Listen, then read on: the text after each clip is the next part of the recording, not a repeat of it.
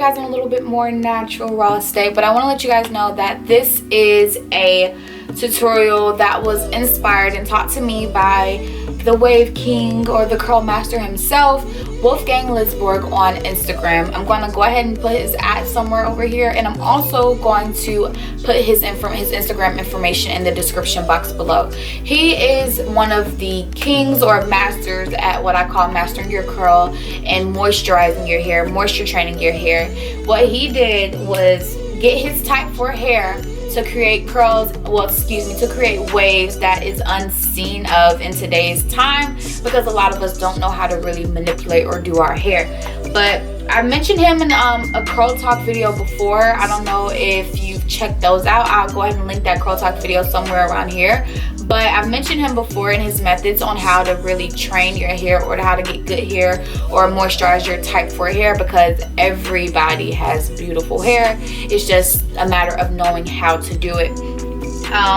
But I want to go ahead and just, give him his I wanted to go ahead and give him his props or his ownerships, because he's the one that started this. He's the one that taught me, and I'm using his method but with my own twist, of course.